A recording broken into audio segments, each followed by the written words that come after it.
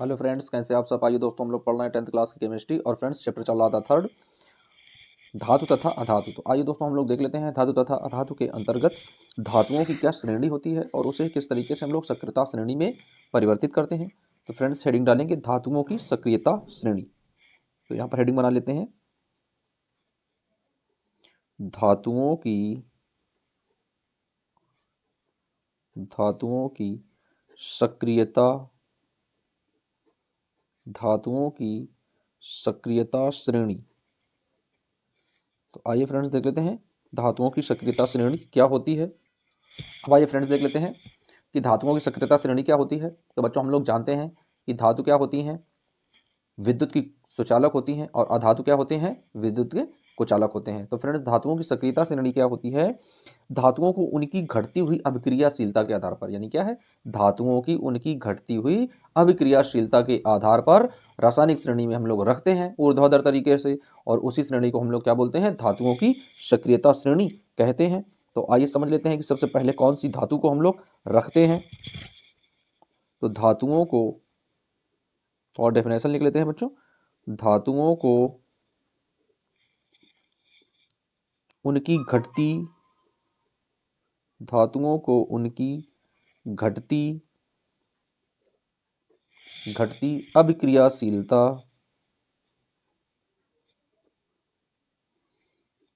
अभिक्रियाशीलता अभिक्रियाशीलता के क्रम में अभिक्रियाशीलता के क्रम में अभिक्रियाशीलता के क्रम में ऊर्ध्वाधर कॉलम में ऊर्ध्वाधर कॉलम में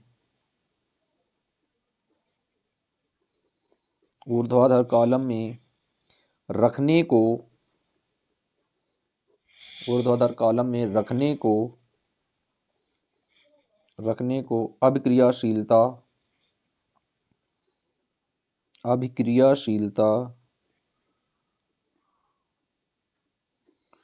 कॉलम में रखने को अभिक्रियाशीलता या रासायनिक श्रेणी भी कहते हैं, या रासायनिक श्रेणी भी कहते हैं रासायनिक श्रेणी भी कहते हैं। तो आइए फ्रेंड्स देख लेते हैं कि किस तरीके से इसके क्रम होते हैं। तो सबसे पहले कौन सी धातु को रखते हैं, सबसे पहले हम लोग रखते हैं मैग्नीशियम को। किसको रखते हैं, मैग्नीशियम को, Mg को। तो मैग्नीशियम जो है वो बड़ा होता है किससे, एल्यूमिनियम से, तो एल्यूमिनियम रख देते हैं। उसके बाद में कौन सी रखते हैं, जिंक रखते हैं, Zn। उसके बाद में क्या रखते हैं, Fe यानी कि फेरिक यानी कि आयरन। तो इस तरीके से इनकी ये क्या होती है, ये इनकी रासायनिक श्रेणी होती है, इनकी सक्रियता श्रेणी कहते हैं। यानी सबसे बड़ा किसमें होता है, Mg में सबसे बड़ी धातु कौन सी है, Mg है, फिर एल्यूमिनियम है, फिर जिंक है यानी जस्ता, फिर है आयरन यानी कि लोहा। तो अब आइए देख लेते हैं फ्रेंड्स क्या होता है जब जिंक के टुकड़ों को क्या करते हैं, जब यहाँ पर बना लेते हैं एक स्टार पॉइंट देख लेते हैं, जब ये जिंक है बच्चों, जब जिंक के टुकड़ों को नीले कॉपर सल्फेट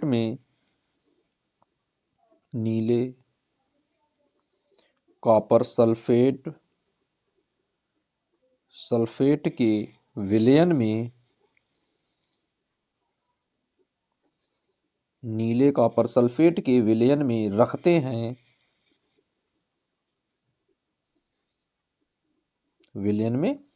रखते हैं, तो कॉपर सल्फेट विलयन का रंग धीरे धीरे कम हो जाता है। तो कॉपर सल्फेट के विलयन का रंग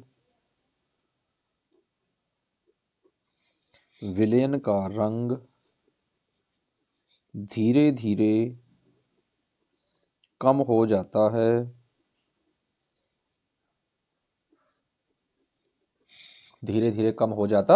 है। तो आइए देख लेते हैं इसको एक रिएक्शन के माध्यम से समझ लेते हैं। किसके साथ रखते हैं, जिंक के साथ क्रिया कराते हैं। तो लिखेंगे Zn और कोष्टक में लिख देंगे S। S का मतलब क्या होता है, ठोस यानी कि सॉलिड होता है, तो इसे ठोस समझते हैं। एस के लिए हम लोग मानेंगे कि ये ठोस है, समझेंगे। फिर कॉपर सल्फेट के विलयन में रखते हैं। कॉपर के लिए क्या होता है, CuSO4। ये क्या है, ये पानी के साथ घुला होता है। किसमें होता है, पानी के साथ होता है, तो इसे क्या लिखते हैं, AQ। अब इनकी क्रिया करा देते हैं तो ये क्या बदल देता है। तो बच्चों हमने आप लोगों को पढ़ाया था कि ये वाला क्या करता है, ये A है, ये B है, ये C है, तो ये A वाला क्या करता है, इससे C को छुड़ा लेता है। तो यहाँ पर क्या आ जाता है, यहाँ पर आ जाएगा ZnSO4 प्लस यहाँ पर क्या बचेगा, Cu अकेले बचेगा। तो अब यहाँ पर देख लेते हैं, ये क्या बन गया, ये बन गया जिंक सल्फेट। क्या बन गया, ये जिंक सल्फेट। और ये क्या बच गया, ये आ गया कॉपर। और ये कैसा होता है, सॉलिड मात्रा में होता है। ये कौन से मात्रा में आता है, पानी में मिक्स होता है, एक्वेरियम होता है, तो AQ लिख देते हैं यहाँ पर। तो इस तरीके से हम लोग समझ लेते हैं कि इनकी सक्रियता श्रेणी क्या होती है। अब यदि क्या करें, किसी कांपर लोहे से, क्या करें, किसी कांपर लोहे से कम क्रियाशील होता है। कांपर जो है वो क्या है, लोहे से कम क्रियाशील होता है, अतः यह फेरस सल्फेट विलयन से लोहे को विस्थापित नहीं करता है और इससे कुछ भी नहीं होता है। अब क्या करते हैं, जैसे हम देख लेते हैं कि कोई सोडियम है, क्या है, कोई सोडियम है, तो देख लेते हैं Na है, ये क्या है, सोडियम है। और ये कौन सी कंडीशन में है, सॉलिड है यानी ठोस है, क्या है, ये सोडियम लिखेंगे, सोडियम है। इसे किसके साथ में मिला देते हैं, इसे हाइड्रोजन के साथ में मिला देते हैं, H2 के साथ में। ये क्या है, ये गैस अवस्था में है, हाइड्रोजन है, लिखेंगे हाइड्रोजन है ये। अब देख लेते हैं यहाँ पर बनेगा क्या, तो भाई यहाँ पर क्या बनना है, Na है और यहाँ पर H2 है, तो यहाँ पर बनेगा क्या, यहाँ पर आ जाएगा Na और ये हो जाएगा H। अब एक चीज़ हमें देखना है बच्चों, यहाँ पर हाइड्रोजन कितने हैं, 2 हैं, यहाँ पर हाइड्रोजन कितना है, 1 है। अब हाइड्रोजन को 2 बनाना है क्योंकि यहाँ पर 2 हाइड्रोजन दिए गए हैं, तो यहाँ पर 2 से मल्टीप्लाई कर देंगे। अब हाइड्रोजन तो 2 हो गया, लेकिन हाइड्रोजन के चक्कर में सोडियम भी कितना हो गया, 2 हो गया। अब ये इस साइड सोडियम, उत्पाद के साइड में सोडियम की मात्रा 2 है और अभिकारक के साइड में सोडियम की मात्रा 1 है, तो यहाँ पर भी 2 से मल्टीप्लाई कर देंगे। तो इस तरीके से ये अभिक्रिया भी कैसी हो जाएगी, संतुलित अभिक्रिया बन जाएगी। और इस तरीके से हम लोग धातुओं की सक्रियता श्रेणी को स्थापित करते हैं। अब आइए बच्चों देख लेते हैं कि भर्जन किसे कहते हैं, भर्जन की क्या क्रिया होती है। अब आइए फ्रेंड्स देख लेते हैं नेक्स्ट डेफिनेशन, भर्जन कि भर्जन क्या होता है, समझ लेते हैं बच्चों। भर्जन क्या होता है, किसी अयस्क को तीव्र वायु की उपस्थिति में क्या करते हैं बच्चों, कोई एक अयस्क है हमारे पास, उसे क्या करेंगे, तीव्र वायु की उपस्थिति में, किसी अयस्क को तीव्र वायु की उपस्थिति में तीव्रता से गर्म करते हैं, जिससे ओके इसमें बदल जाता है। धात्विक ऑक्साइड में बिना गलाए बदलने की क्रिया को भर्जन कहते हैं, यानी धात्विक ऑक्साइड का बना लेना और किसमें, बिना गलाए हुए, और यह क्रिया क्या कहलाती है, भर्जन कहलाती है। बहुत छोटी सी डिफिनेशन है, 2 लाइन में पूरी करेंगे। किसी अयस्क को, किसी अयस्क को, किसी अयस्क को तीव्र वायु की उपस्थिति में, तीव्र वायु की उपस्थिति में, तीव्र वायु की उपस्थिति में तीव्रता से गर्म करके, तीव्रता से गर्म करके, तीव्रता से गर्म करके उसके धात्विक ऑक्साइड में, उसके धात्विक धात्विक ऑक्साइड में, धात्विक ऑक्साइड में, धात्विक ऑक्साइड में, ऑक्साइड में बिना गलाए बदलने की क्रिया, बिना गलाए बदलने की क्रिया बदलने की क्रिया भर्जन कहलाती है।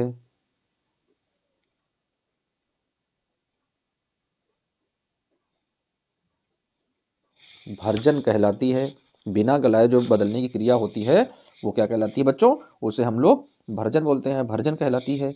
यह क्या है, इसके पॉइंट लिख लेते हैं। हैशटैग 1 पॉइंट में क्या है, अयस्क में उपस्थित नमी निकल जाती है, अयस्क में उपस्थित नमी उपस्थित नमी निकल जाती है। अयस्क में जो उपस्थित नमी होती है वो क्या होता है, बाहर निकल जाती है। दूसरा पॉइंट देख लेते हैं, कार्बनिक अशुद्धि, कार्बनिक अशुद्धि, कार्बनिक अशुद्धि निकल जाती है।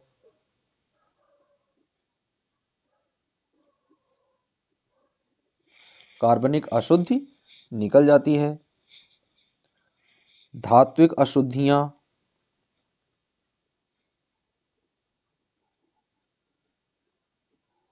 धात्विक अशुद्धियां, धात्विक अशुद्धियां जैसे जैसे सल्फर, फास्फोरस, आर्सेनिक ऑक्सीकृत हो जाती हैं, ऑक्सीकृत हो जाती हैं।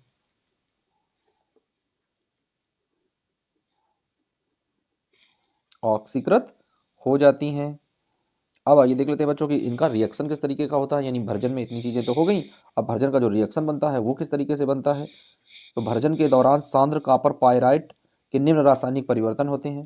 किसके, सांद्र कॉपर पायराइट के, यहां पर लिख लेते हैं, भर्जन में सांद्र कॉपर पायराइड, सांद्र कॉपर पायराइड होता क्या है, Cu2 FeS2, यहाँ पर क्या जाएगा बच्चों, FeS2, ये होता है सांद्र कॉपर पायराइट। तो अब आइए देख लेते हैं किस तरीके से ये ऑक्सीजन की क्रिया में बदलेगा। तो यहाँ पर लिखेंगे CuFeS2 प्लस ऑक्सीजन से क्रिया करते हैं O2, तो क्या बना देगा यहाँ पर, आइए देख लेते हैं। अब यहाँ पर ये बन जाएगा Cu2S, क्या बन जाएगा, Cu2S बन जाएगा। प्लस में क्या बनेगा, फेरिक बनेगा, यानी Fe अलग हो जाएगा और साथ में S जुड़ जाएगा, यानी फेरिक सल्फेट बन जाएगा। तो फेरिक सल्फेट हो गया, प्लस फिर SO2 बन जाएगा। इस तरीके से अब देख लेते हैं क्या यह अभिक्रिया संतुलित है या नहीं है। तो यहाँ देख लेते हैं, यहाँ पर कॉपर कितने हैं, 2 हैं, यहाँ पर कॉपर 1 है, तो सबसे पहले तो हम लोग यहाँ पर 2 लगाएंगे, यहाँ पर कॉपर की भी मात्रा 2 हो जाएगी। अब आइए देख लेते हैं, यहाँ पर फेरिक 2 है लेकिन यहाँ पर फेरिक 1 है, तो यहाँ पर भी 2 लगा देंगे तो फेरिक की भी मात्रा 2 हो जाएगी। अब देख लेते हैं, यहाँ पर S2 है, यहाँ पर भी S2 है, और इस तरीके से अभिक्रिया अब कैसी हो जाएगी, संतुलित अभिक्रिया हो जाएगी। तो इस तरीके से ये गैस के रूप में बाहर निकल जाएगा। अब आइए इसका फिर से अभिक्रिया कराते हैं, तो क्या बनेगा, Cu2S जो ये बना है वही रखेंगे, प्लस O2। अब O2 की फिर से क्रिया करा देते हैं, तो अब देख लेते हैं क्या बनेगा यहाँ पर। तो यहाँ पर बनेगा Cu2O प्लस SO2, ये गैस के रूप में बनेगा, ऊपर निकल जाएगा। अब यहाँ पर बच्चों देख रहे हैं कि किस तरीके से अभिक्रिया चेक कर लेते हैं कि अभिक्रिया संतुलित है या नहीं है। तो यहाँ पर फ्रेंड्स क्या है, कॉपर 2 है, यहाँ पर भी कॉपर 2 है, लेकिन यहाँ पर दोस्तों क्या है, ऑक्सीजन 2 है, और यहाँ पर ऑक्सीजन 2 है और एक ये 3 है, तो 4 है। तो यहाँ पर हमें ऑक्सीजन 4 बनाने के लिए 2 यहाँ पर है, तो यहाँ पर क्या करेंगे, 2 से गुणा कर देंगे। तो 2 ऑक्सीजन ये हो गए, 2 ऑक्सीजन ये हो गए, तो 2 2 ऑक्सीजन 4 हो जाएंगे। अब यहाँ पर ऑक्सीजन केवल कितने हैं, 2 है, लेकिन दूसरी अभिक्रियाओं को देख लेते हैं। यहाँ पर कॉपर कितने हो गए, 2 दूनी 4, यहाँ पर कॉपर 2 है केवल, तो यहाँ पर भी 2 से गुणा कर देते हैं। तो 2 से गुणा कर देंगे तो 2 दूनी 4, कॉपर 4 हो जाएंगे। यहाँ पर भी कॉपर 4 है, यहाँ पर S2 है, यहाँ पर S1 है इस जगह, तो इसमें S2 करेंगे तो यहाँ पर भी 2 का गुणा हो जाएगा, तो S2 हो जाए। अब यहाँ पर बच्चों क्या है, ऑक्सीजन 2 था, तो 2 दूनी 4 और 4 2 6, तो ऑक्सीजन इधर इस साइड हो गए 6 और इस साइड ऑक्सीजन केवल 3 है, 2 है सॉरी यहाँ पर, तो इसमें 3 का गुणा कर देंगे तो 3 दूनी 6, ऑक्सीजन भी कितने हो जाएंगे, 6 हो जाएंगे। तो इस तरीके से ये अभिक्रिया कैसी हो जाएगी, यह भी एक संतुलित अभिक्रिया बन जाएगी। अब ये दूसरा देख लेते हैं क्या बनेगा, FeS plus O2 cross that. अब देख लेते हैं दोस्तों यहाँ पर क्या बनेगा, अब यहाँ पर बनेगा FeO FeO और प्लस SO2, ये बनेगा। ये दोस्तों गैस है, सल्फर डाइऑक्साइड। तो गैस है तो ये गैस ऊपर की ओर निकल जाएगी, क्योंकि गैसें जो होती हैं वो ऊपर की ओर एरो से इस तरीके से निकलती हैं। तो यहाँ पर इस तरीके से एरो से दर्शा देंगे। अब यहाँ पर देख रहे हैं हम लोग कि ये अभिक्रिया संतुलित है या नहीं है। तो आइए फ्रेंड्स देख लेते हैं। यहाँ पर ऑक्सीजन कितने हैं, एक दो ये हैं और एक ये है, तीन है। यहाँ पर ऑक्सीजन कितने हैं, दो हैं। तो ऑक्सीजन की मात्रा डिस्टर्ब हो रही है, तो क्या करेंगे, ऑक्सीजन को दो करने के लिए क्या करेंगे, यहाँ पर दो से मल्टीप्लाई कर देंगे। तो दो दूनी चार, ऑक्सीजन चार और एक ये हो जाएगा, पाँच हो जाएगा। तो यहाँ पर पाँच करने के लिए क्या करेंगे, दो से यहाँ पर मल्टीप्लाई कर देते हैं। तो दो दूनी चार और दो, चार और दो छः हो जाएंगे। यहाँ पर ऑक्सीजन दो है तो यहाँ पर तीन से मल्टीप्लाई कर देंगे तो ऑक्सीजन भी क्या हो जाएंगे, छः हो जाएंगे। अब बच्चों यहाँ पर देख रहे हैं, यहाँ एस दो है लेकिन यहाँ पर एस एक है, यहाँ पर एफ ई दो है, यहाँ पर भी एफ ई एक है। तो यहाँ पर भी दो से क्या करेंगे, गुणा कर देंगे और यह पूरी अभिक्रिया कैसी हो जाएगी, यह एक संतुलित अभिक्रिया बन जाएगी। तो इस तरीके से जो अभिक्रियाएं होती हैं वो कैसी होती हैं, संतुलित होती हैं। अब यहाँ पर देख लेते हैं, यदि सल्फर की क्रिया होती है किसके साथ में, ऑक्सीजन के साथ में, तो क्या बनता है यहाँ पर, तो बनने पर यहाँ पर बनेगा SO2, सल्फर डाई ऑक्साइड बन जाएगी और इस तरीके से ये गैस ऊपर की ओर निकल जाएगी। तो बच्चों ये होती है क्रिया किसकी, भर्जन की। तो बच्चों हम लोगों ने पढ़ लिया है भर्जन का पूरा टॉपिक। अब आइए देख लेते हैं इसका नेक्स्ट पॉइंट। अब आइए फ्रेंड्स देख लेते हैं नेक्स्ट पॉइंट, हम लोग कवर कर लेते हैं। नेक्स्ट पॉइंट क्या है, बेसेमरीकरण। क्या है, बेसेमरीकरण। बेसेमरीकरण या बेसेमर परिवर्तक। बेसेमर परिवर्तक, परिवर्तक यानी बेसेमरीकरण या बेसेमर परिवर्तक क्या होते हैं, आइए उनके बारे में देख लेते हैं। तो बेसेमरी परिवर्तक में क्या होता है, इसमें बालू मिलाकर क्या करते हैं, किसी गलित मेट में कुछ बालू मिलाते हैं और उसके बाद में क्या करते हैं, उससे हम लोग तांबे को शुद्ध रूप में प्राप्त करते हैं, यानी जो कॉपर है उसको हम लोग शुद्ध रूप में प्राप्त करते हैं इस विधि के द्वारा। तो आइए देख लेते हैं ये कौन सी विधि है। तो ये विधि है बेसेमर परिवर्तक में, बेसेमर परिवर्तक में, बेसेमर परिवर्तक में, बेसेमर परिवर्तक में गलित मेट में, गलित मेट में कुछ बालू मिलाकर, कुछ बालू मिलाकर, कुछ बालू मिलाकर उसे पुनः गर्म करते हैं, उसे पुनः गर्म करते हैं, उसे पुनः गर्म करते हैं। बेसेमर परिवर्तक नाशपाती के आकार का, बेसेमर परिवर्तक, बेसेमर परिवर्तक नाशपाती के आकार का,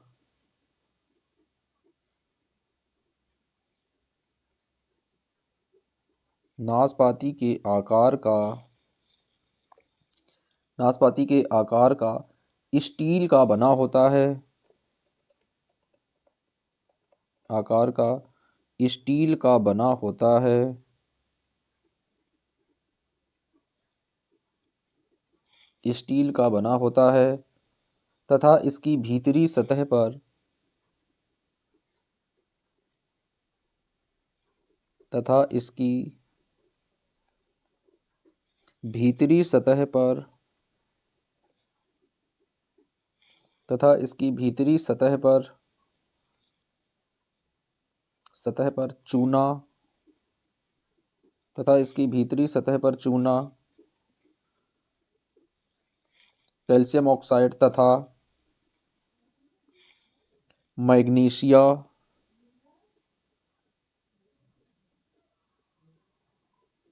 मैग्नीशिया MgO का अस्तर लगा होता है, का अस्तर, अस्तर लगा होता है,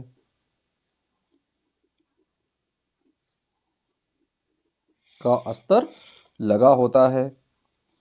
आधार से थोड़ा ऊपर एक टेप लगा होता है, आधार से ऊपर एक टेप लगा होता है,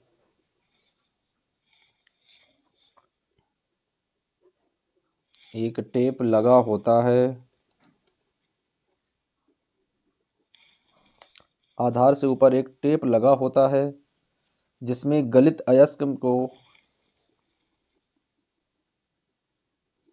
इसमें गलित अयस्क को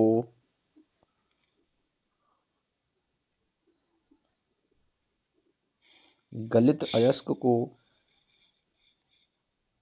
गर्म वायु की धारा के द्वारा, गर्म वायु की धारा के द्वारा, धारा के द्वारा जोड़ा जाता है, गर्म वायु की धारा के द्वारा जोड़ा जाता है। जब मैट को गर्म करते हैं, जब मैट को गर्म करते हैं, जब मैट को गर्म करते हैं तो मैट में उपस्थित,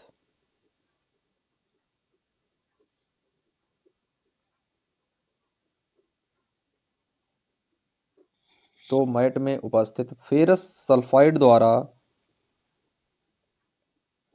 फेरस सल्फाइड द्वारा, फेरस सल्फाइड द्वारा ऑक्सीकृत होकर, ऑक्सीकृत होकर, ऑक्सीकृत होकर फेरस ऑक्साइड बनाता है, फेरस ऑक्साइड बनाता है, फेरस ऑक्साइड बनाता है।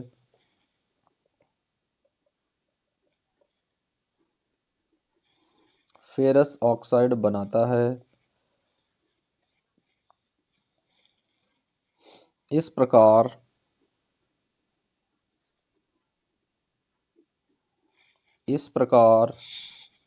बालू,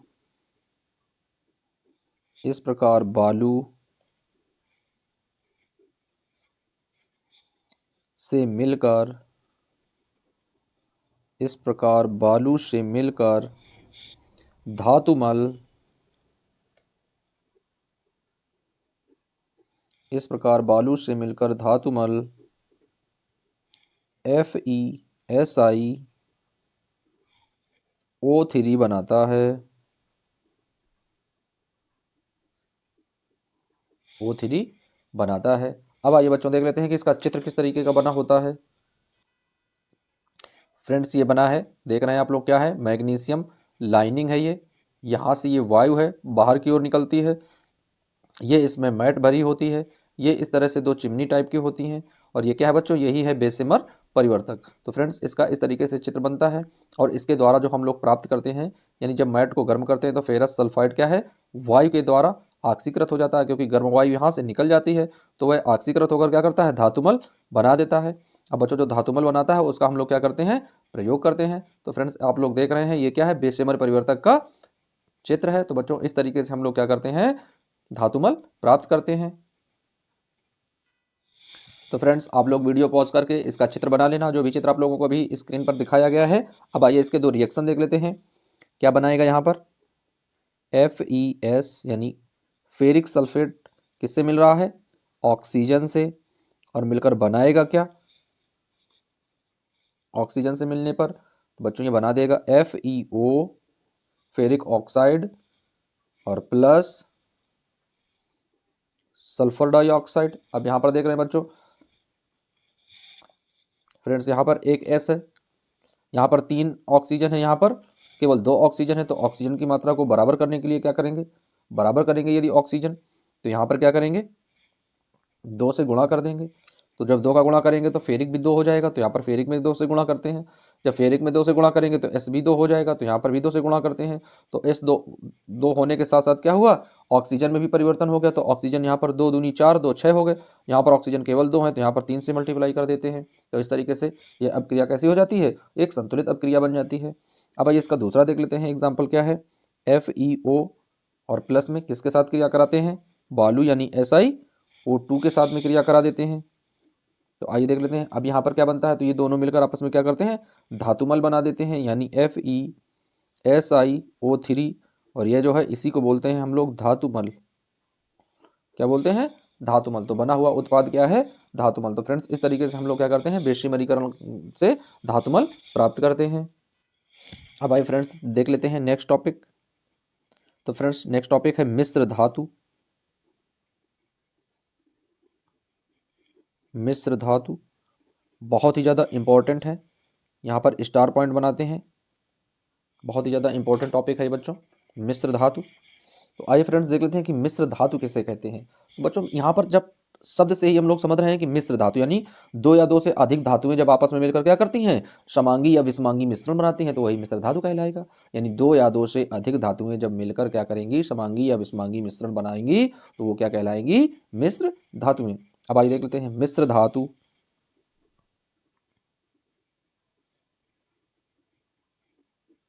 मिश्र धातु दो धातुओं अथवा एक धातु, 2 धातुओं अथवा एक धातु व एक अधातु, एक धातु व अधातु का समांगी मिश्रण,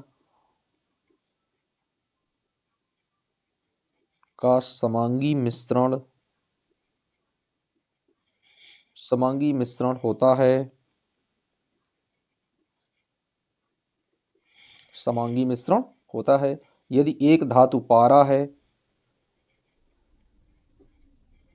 यदि एक धातु पारा है, यदि एक धातु पारा है तो इसे अमलगम कहते हैं। तो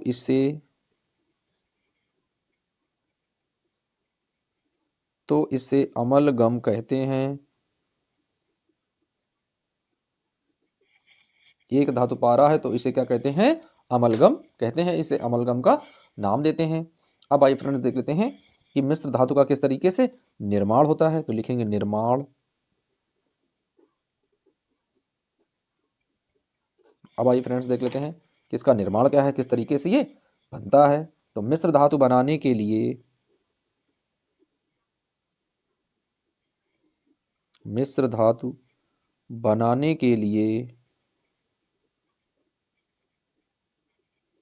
मिश्र धातु बनाने के लिए पहले धातु को गलाया जाता है। पहले धातु को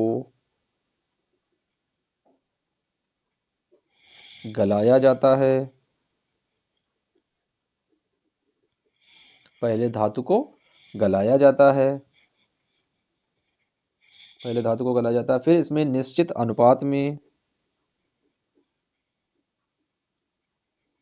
फिर इसमें निश्चित अनुपात में, फिर इसमें निश्चित अनुपात में दूसरी धातु या अधातु को, दूसरी धातु या अधातु को, अधातु को मिलाया जाता है। दूसरी धातु या अधातु को मिलाया जाता है। फिर मिश्रण को कमरे के ताप पर ठंडा किया जाता है। फिर मिश्रण को कमरे के ताप पर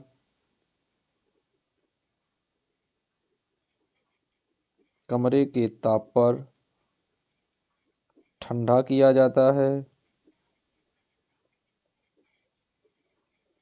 तो ये होती है बच्चों क्या, मिश्र धातु बनाने के नियम। अब इसमें क्या होता है, कठोरता बढ़ाने के लिए क्या करते हैं, यानी कठोरता जब बढ़ाते हैं मिश्र धातु की तब उसके लिए क्या करते हैं, तो यहाँ पर देख लेते हैं, एक स्टार पॉइंट बनाएंगे और देख लेंगे कि कठोरता बढ़ाने के लिए क्या करते हैं। जैसे कोई कठोरतम धातु है, जैसे लोहा स्टील होता है, जैसे कठोरतम लोहा कैसा होता है, स्टील होता है, तो स्टील की कठोरता कार्बन की मात्रा बढ़ाकर बढ़ाई जा सकती है। यानी स्टील की कठोरता लिखेंगे, कठोरतम लोहा स्टील होता है, कठोरतम लोहा स्टील होता है, कठोरतम लोहा स्टील होता है। स्टील की कठोरता, स्टील की कठोरता, स्टील की कठोरता कार्बन की मात्रा बढ़ाकर, कार्बन की मात्रा बढ़ाकर, कार्बन की मात्रा बढ़ाकर बढ़ाई जा सकती है, बढ़ाई जा सकती है।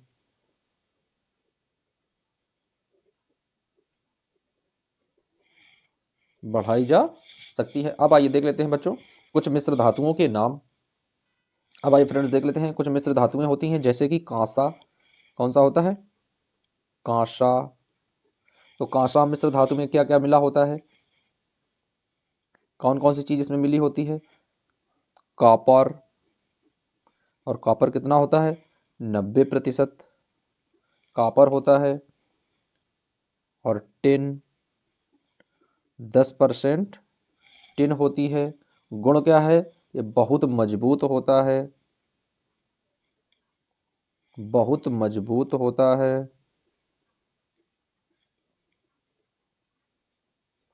कैसा होता है, बहुत मजबूत होता है। संक्षारण प्रतिरोधक होता है, संक्षारण प्रतिरोधक होता है, प्रतिरोधक होता है। कैसा होता है, संक्षारण प्रतिरोधक होता है। अब दूसरी धातु देख लेते हैं। पहली धातु तो हम लोगों ने देख ली है कि पहली धातु जो है वो कांसा है। अब आइए दूसरी धातु देख लेते हैं। तो दूसरी धातु कौन सी है, स्टेनलेस स्टील। कौन सी है, स्टेनलेस स्टील। तो अब आइए फ्रेंड्स देख लेते हैं कि स्टेनलेस स्टील में क्या होता है, कौन कौन सी चीजें मिली होती हैं। आयरन 74% होता है, क्रोमियम, क्रोमियम 18% होता है, निकिल, निकिल 8% होती है। अब इसके गुण क्या होते हैं, कठोर तथा संक्षारित नहीं होते हैं ये, कठोर तथा संक्षारित, कठोर तथा संक्षारित नहीं होते हैं, कठोर तथा संक्षारित नहीं होते हैं। तो इस तरीके से फ्रेंड्स हम लोगों ने देख लिया कि किस तरीके से मिश्र धातुएं होती हैं और मिश्र धातुओं को बनाया जाता है। अब आइए फ्रेंड्स देख लेते हैं कुछ न्यूमेरिकल और किस तरीके से इनके रिएक्शन होते हैं। आइए कुछ रिएक्शन पर प्रकाश डाल लेते हैं। आइए फ्रेंड्स देख लेते हैं, पहला रिएक्शन देख लेते हैं किस तरीके से हम लोग कराएंगे। हम लोग क्या करते हैं, जिंक की क्रिया कराते हैं किससे, हाइड्रोक्लोरिक अम्ल से। तो लिखेंगे जिंक, जिंक को कैसे लिखते हैं, Zn से, और प्लस हाइड्रोक्लोरिक अम्ल यानी HCl। तो जिंक की क्रिया हम लोग किससे करा रहे हैं, हाइड्रोक्लोरिक अम्ल। और ये हाइड्रोक्लोरिक अम्ल कैसा है, तनु है। कैसा है, तनु है। आप लोगों को बताया था तनु और सांद्र किसे कहते हैं, जिसमें जल की मात्रा ज़्यादा होती है। सांद्र और तनु दोनों चीज़ों आप लोगों को बताया गया था। सांद्र में जल की मात्रा कम होती है, अम्ल की मात्रा ज़्यादा होती है, और तनु में जल की मात्रा ज़्यादा होती है, सांद्र की मात्रा कम होती है। तो इस तरीके से तनु और सांद्र होते हैं। तो ये जिंक है, यहाँ पर लिख देते हैं, ये तनु हाइड्रोक्लोरिक है, ये जिंक है। जब ये क्रिया करेगा तो क्या बना देगा यहाँ पर, यहाँ पर बच्चों ये बनाएगा, आइए देख लेते हैं किस तरीके से ये क्रिया करता है। तो यहाँ पर बनाता है ये ZnCl2। क्या बनाएगा, ये Zn है तो Zn की जगह Zn आ जाएगा। ये Cl2 इससे निकालकर अपने साथ में मिला लेगा तो क्या आ जाएगा, ZnCl2। अब ये क्या बन जाएगा, तो जब ZnCl2 हो गया तो ये बन जाएगा जिंक क्लोराइड। क्या बन जाएगा, जिंक क्लोराइड। और प्लस में यहाँ पर क्या बचेगा, केवल H बचेगा, तो ये हो जाएगा H2 यानी हाइड्रोजन गैस बन जाएगा। और इस तरीके से जो गैस है वो ऊपर की ओर निकल जाती है। गैस जो होती है वो कैसी होती है, ऊपर की ओर निकल जाती है, तो गैस जो है वो ऊपर की ओर निकल जाएगी। इसे G से लिखेंगे। ये क्या है, ये एक्वेरियम है, यानी जल में घुलनशील होता है, घुला होता है। और यह है क्या, ये जिंक क्लोराइड है। लिख लेते हैं जिंक क्लोराइड। जिंक क्लोराइड है। ये हाइड्रोक्लोरिक अम्ल है।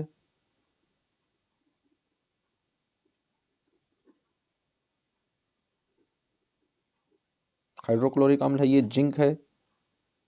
जिंक है। तो इस तरीके से हम लोग अभिक्रियाओं को करते हैं। अब आइए दूसरी अभिक्रिया देख लेते हैं, जो बहुत ज़्यादा मोस्ट इंपॉर्टेंट है, कई बार एग्जाम में पूछी भी जा चुकी हैं कि क्या यह अभिक्रिया संभव है या संभव नहीं है। तो देख लेते हैं कौन सी अभिक्रिया है। यदि हम लोग कॉपर को, Cu को प्लस किसके साथ में अभिक्रिया करा रहे हैं, ट्वाइस AgNO3 के साथ में, इसके साथ में यदि हम लोग क्या कर रहे हैं, अभिक्रिया को करा रहे हैं, तो क्या यह अभिक्रिया संपन्न होगी। तो आइए देख लेते हैं किस तरीके से ये अभिक्रिया संपन्न हो सकती है। तो ये क्या बना देगा यहाँ पर मिलकर, तो ये Cu यहाँ से आएगा, तो Cu तो यहाँ पर आ गया। अब यहाँ पर बचा है केवल NO3। क्या बचा है, NO3। तो अब ये क्या बनाएगा, यहाँ पर NO3 का होल ट्वाइस बना देगा, यानी NO3 का होल ट्वाइस कर देगा, तो यहाँ पर होल ट्वाइस आ जाएगा। बचेगा बाद में क्या बचेगा, प्लस 2Ag। क्या बचेगा, प्लस का 2Ag। तो इस तरीके से अभिक्रिया कैसी हो जाती है, यह अभिक्रिया एक संभव अभिक्रिया है। क्योंकि यहाँ पर देख लेते हैं उत्पादों के बारे में, कॉपर 1 है, कॉपर 1 है, Ag 2 है, यहाँ पर भी Ag 2 है। नाइट्रोजन यहाँ पर देख लेते हैं 2 है, 2 का गुणा करेंगे 2 है। ऑक्सीजन 3 दूनी 6, ऑक्सीजन 3 दूनी 6। यहाँ पर बिल्कुल सब क्रिया अभिक्रिया कैसी है, संतुलित है, यानी लिखेंगे अभिक्रिया संभव है। अभिक्रिया संभव है। ये अभिक्रिया कैसी है, संभव है, यानी इस अभिक्रिया को आगे बढ़ाया जा सकता है। अब आइए एक और देख लेते हैं रिएक्शन, किस तरीके से इसका रिएक्शन होगा। अब क्या करते हैं, यदि Ag की यानी सिल्वर को किसके साथ में क्रिया करा दें, H2SO4 के साथ में, H2SO4 के साथ में क्या करते हैं, क्रिया करा देते हैं, तो क्या होता है, यानी तनु सल्फ्यूरिक अम्ल से जब हाइड्रोजन विस्थापित नहीं करता है, क्या करता है ये, यानी जो Ag है, जो यहाँ पर चांदी है, ये क्या करता है, इससे हाइड्रोजन को अलग नहीं कर पाता है। यदि ये हाइड्रोजन को अलग कर देता तो अब क्रिया क्या बन जाती, अब क्रिया बन जाती है AgSO4 और प्लस में H2 बनता, गैस हो जाती। इस तरीके से इस तरीके की अभिक्रिया होती, लेकिन यह संभव नहीं है, संभव नहीं है। क्या करता है ये हाइड्रोजन को अलग नहीं करता है। तो जब ये हाइड्रोजन को अलग नहीं करेगा तो क्या आ जाएगा, यहाँ पर आ जाएगा Ag प्लस H2SO4। और जब यहाँ पर इस तरीके से क्रॉस डाइट करेंगे तो यहाँ पर लिख देंगे कोई क्रिया नहीं होगी, कोई क्रिया नहीं। तो इस तरीके से बच्चों क्या करते हैं, हम लोग क्रियाओं को संपन्न कराते हैं। तो फ्रेंड्स, आप लोगों को समझ में आ गया होगा, और हम लोगों ने तीसरा चैप्टर जो है वो पूरी तरीके से कवर कर लिया है। तीसरे चैप्टर में जो भी टॉपिक थे हम लोगों ने पूरे कवर कर लिए हैं। अब बच्चों इसके बाद में चौथा टॉपिक स्टार्ट होगा, बहुत जल्द हम लोग चौथा टॉपिक लेकर आएंगे। जब तक के लिए फ्रेंड्स आप लोग नोट बनाते रहिए, और जो भी चीज़ें आप लोगों को पढ़ाई गई हैं उनका आप रिविज़न करते रहिए। आइए एक जो टॉपिक बचा है उस टॉपिक को थोड़ा देख लेते हैं, ओरल समझ लेते हैं उस टॉपिक को। देख रहे हैं फ्रेंड्स, ये क्या है, ये एक भट्टी दी जाती है, इससे क्या होता है, एल्यूमिनियम को क्या करते हैं, शुद्धिकरण करते हैं। यहाँ पर हम लोग देख रहे हैं ग्रेफाइट के ऊपर छड़ें लगी हुई हैं, यहाँ पर देख रहे हैं बच्चों ग्रेफाइट की छड़ें हैं, ये एल्यूमिनियम है, ये यहाँ पर होल्डर लगा होता है, इस तरीके से यहाँ पर स्प्रिंग्स लगी होती है। तो फ्रेंड्स यहाँ पर क्या है, एल्यूमिनियम का शुद्धिकरण लिखा है। तो फ्रेंड्स इस विधि के द्वारा, ये क्या है, विद्युत अपघटनी विधि। कौन सी विधि है बच्चों, इस विधि को बोलते हैं विद्युत अपघटनी विधि। तो फ्रेंड्स यहाँ पर देख लें क्या लगा है, ये क्रायोलाइट है। तो आप लोग इस चित्र को बना लें, वीडियो पॉज करके इस चित्र को बना लें, उसके बाद में इसकी डेफिनेशन आप लोगों को हम समझाई दे रहे हैं। आप लोग चाहो तो उसे नोट भी कर सकते हो शॉर्टकट तरीके से, क्योंकि कई बार एग्जाम में ये भी पूछा जा चुका है, कई बार आ जाता है कि बेसेमर परिवर्तक क्या होता है, या विद्युत अपघटनी विधि किसे कहते हैं। तो इस तरह के क्वेश्चन कई बार एग्जाम में पूछे जा चुके हैं। तो बच्चों हम लोगों को जितनी भी पढ़ाई पढ़नी है, जो भी इंपॉर्टेंट टॉपिक है वो सारे कवर करने हैं, ताकि कोई भी एग्जाम में ऐसा क्वेश्चन ना आए, जो हम लोगों को पढ़ाया ना गया हो या हम लोगों के सिलेबस में ना हो, तो सारी चीज़ें जो भी हैं वो एक एक करके सारी चीज़ें हम लोग कवर करेंगे। तो आइए फ्रेंड्स देख लेते हैं ये किस तरीके से कार्य करता है। अब आइए फ्रेंड्स देख रहे हैं हम लोग क्या है, एल्यूमिनियम के विद्युत अपघटनी के द्वारा किस तरीके से निष्कासन करते हैं। बच्चों यहाँ पर क्या लिखा है, आइए एक बार इसको पढ़ लेते हैं, आप लोग भी साथ में नोट करते रहिएगा। तो फ्रेंड्स दिया गया है कि विद्युत अपघटनी विधि के द्वारा एल्यूमिना के निष्कर्षण को वैद्युत अपचयन विधि भी कहते हैं। इस विधि द्वारा एल्यूमिनियम धातु प्राप्त की जाती है। शुद्ध एल्यूमिनिया Al2O3 का गलनांक 2050 डिग्री सेल्सियस है। इसमें क्रायोलाइट Na3AlF6 मिलाने के बाद यह ताप लगभग 875 से 900 डिग्री सेल्सियस पर पिघल जाता है। Al2O3 तथा Na3AlF6 के गलित मिश्रण को एक कार्बन का अस्तर लगे लोहे के टैंक में ग्रेफाइट की छड़ों के साथ में लटका दिया जाता है। कार्बन का अस्तर कैथोड का कार्य करता है तथा ग्रेफाइट की छड़ें एनोड का कार्य करती हैं। समांतर क्रम में बल्ब लगाकर विद्युत धारा प्रवाहित की जाती है, जिससे एनोड पर ऑक्सीजन मुक्त होती है, जो ग्रेफाइट से क्रिया करके CO तथा CO2 गैस बनाती है, और कैथोड पर एल्यूमिनियम प्राप्त हो जाता है। तो फ्रेंड्स इस विधि के द्वारा हम लोग क्या करते हैं, शुद्ध एल्यूमिनिया को प्राप्त करते हैं। इस विधि को क्या बोलते हैं, तो इस विधि को बोलते हैं विद्युत अपघटनी विधि। तो आई होप फ्रेंड्स आप लोगों को अब समझ में आ गया होगा, और इस टॉपिक को आप लोग फेयर भी कर लें, नोट भी बना लें, क्योंकि ये इंपॉर्टेंट टॉपिक है। और फ्रेंड्स इस चीज़ों को तो भाई कुछ ना कुछ चीज़ों को तो हमें रटना पड़ेगा, तैयार करना पड़ेगा, क्योंकि बहुत सारी चीज़ें होती हैं जो समझाने वाली चीज़ें होती हैं वो तो हम लोग समझ सकते हैं, लेकिन कुछ चीज़ें ऐसी होती हैं जो हम लोगों को भाई रटनी ही रटनी है, पढ़नी ही पढ़नी है। तो उन सब चीज़ों को तो हम लोगों को रटना ही पड़ेगा, उन्हें तैयार करना ही पड़ेगा, इसके अलावा और कोई चांस नहीं होता है। तो फ्रेंड्स आप लोग इनका फेयर में नोट बना लें। मिलते हैं नेक्स्ट वीडियो में, जब तक के लिए फ्रेंड्स जय हिंद।